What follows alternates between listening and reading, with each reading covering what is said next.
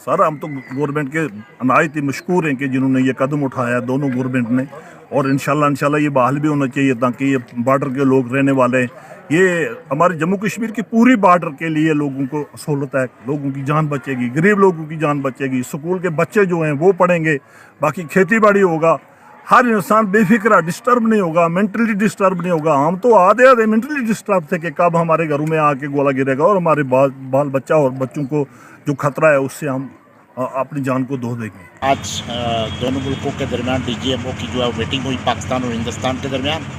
मैं समझता हूँ कि इससे पहले भी बहुत बार मीटिंग हुई, लेकिन बदकिस्मती की बात है कि मीटिंग जो है वो भूल ही जाती है, और अक्सर का ये होता है कि दोनों तरफ से इस मीटिंग का नाम और निशान उस वक्त मिट जाता है जब पाकिस्तान की तरफ से सीज़ फायर वायलेशन किया जाता है।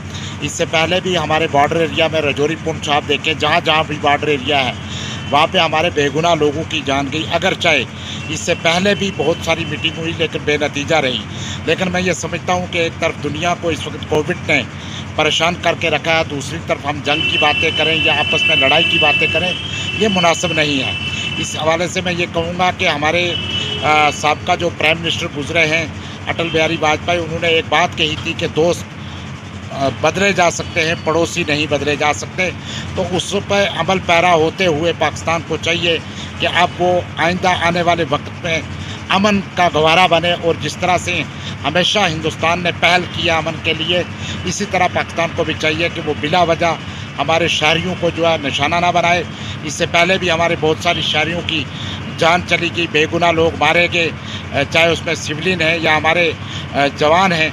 मैं समझता हूँ कि बहुत सारा नुकसान हो चुका है, दोनों तरफ इंसान मरते हैं। लेकिन मैं ये समझता हूँ हुकूमत पाकिस्तान के प्राइम मिनिस्टर से और उनकी हुकूमत के तमाम वज़रा से ये गुजारिश है कि जिस तरह से आज दोनों तरफ एक मीटिंग हुई, इस मीटिंग पे अमल पैरा करते हुए सीज़ फायर वायलेशन ना किया जाए, और आइंदा आने वाले वक्त में वो एक अमन का अपना जो पैगाम है वो दिखाएं।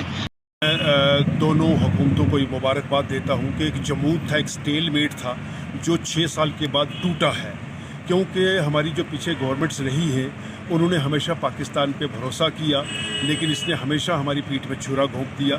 जब हमारी मोदी सरकार आई तो उन्होंने फैसला किया कि जब ये सुधर नहीं रहे हैं, हम दोस्ती का हाथ इनकी तरफ बढ़ा रहे हैं। वाजपेयी साहब बस लेके लाहौर गए और इन्होंने वो कांड कर दिया, करगिल वगैरह, तो चलिए ये बातें थी।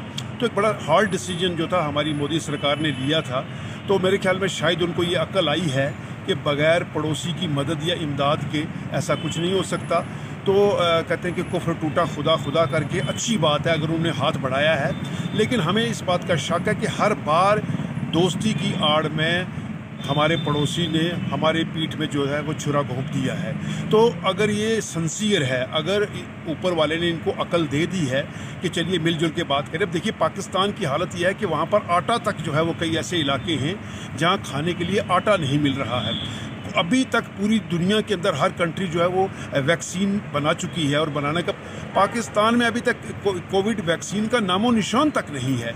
तो भारत जो है वो बाकी ममालिक को कोविड दे रहा है, हम कोविड वैक्सीनेशन जो है वो दे रहे हैं हम, तो इनको क्यों ना देते। तो शायद इनको अक्ल आई है, लेकिन अगर ये दगा ना करें, अगर ये सिंसियर हैं, संजीदा हैं, तो ये अच्छी बात है कि हॉटलाइन जो है वो कायम अगर होती है, सीज़ फायर वायलेशंस जो है वो रुकते हैं। निशारा सेक्टर में हमारा बहुत नुकसान हो रहा है, सुंदर बनी देखें, इधर देखें, तो ये अगर वो सीज़ फायर वायलेशन को रोकता है, दोस्ती का हाथ बढ़ाता है, तो ये अच्छी बात है। हम उसको भी कहेंगे, पड़ोसी है हमारा, तो हम इसकी भरपूर सराहना